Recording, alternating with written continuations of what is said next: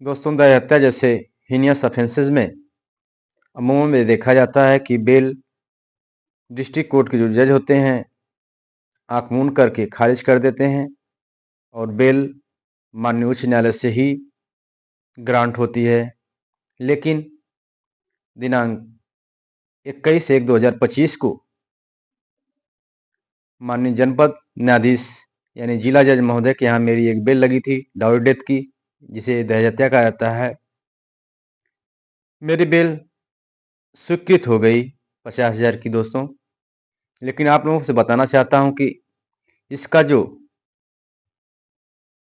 Main motive था, जो content थे एफआईआर के, वो आप लोगों को बताना चाहता हूं।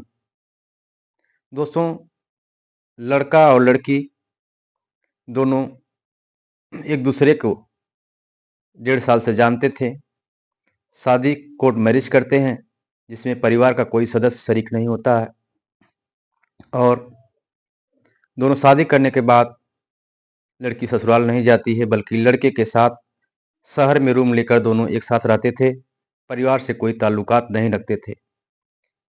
यही वर्जन एफआईआर में भी आया था, लेकिन उसमें 2 लाइनें और बढ़ा दी गई।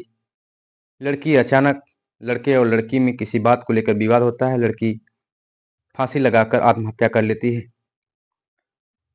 इसकी सूचना जब लड़की के मायके वालों को पता चलता है तो उन्हें दरखास्त में यह देते हैं वो लोग कि लड़के और लड़की कोर्ट मैरिज किए थे। कोर्ट मैरिज करने के बाद शहर में रह रहे थे। उनके घर वाले, उनके सास ससुर, उनके जीजा और लड़का शादी होने के बाद दहेज के लिए प्रताड़ित करते थे और इन सब लोगों ने मिलकर के हमारी लड़की की हत्या की है। दोस्तों, हमने बेल में एक राउंड लिया था कि अगर मैं किसी शादी समारोह में या किसी फंक्शन में सम्मिलित हुआ होता तो मेरा दोष रहता।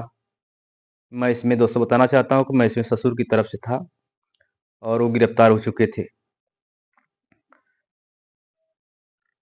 मैंने माननीय न्यायालय के समक्ष अपने तर्कों को रखा कि श्रीमान, ये लोग कोर्ट मैरिज किए थे। इस बात का समर्थन अभियोजन पक्ष द्वारा भी किया गया है। प्रथम सूचना रिपोर्ट जिन्होंने लिखाई है वो अपने एफआईआर में भी यह कंटेंट लिखा हुआ है कि दोनों ने कोर्ट मैरिज किया था। कोर्ट मैरिज करने के बाद लोग शहर में रहते थे, जो घर से, इनके परिवार वालों से, सास ससुर से कोई मतलब नहीं था। ना ही हम कभी किसी फंक्शन में शरीक हुए, ना ही जानते थे, ना ही ये लोग कभी शादी करने के बाद घर आए। इसी आधार पे हमारी बेल माननीय जनपद न्यायाधीश ने ग्रांट कर दी, क्योंकि उनको लगा कि जब ये लोग कोर्ट मैरिज अपने मर्जी से किए थे, परिवार का कोई सदस्य सम्मिलित नहीं था और शादी करने के बाद जब घर भी नहीं गए और ये लोग शहर में रहने लगे रूम लेकर के, तो सास ससुर का कोई रोल ही उत्पन्न नहीं होता है। ऐसी परिस्थिति में आपकी बेल ग्रांट की जाती है।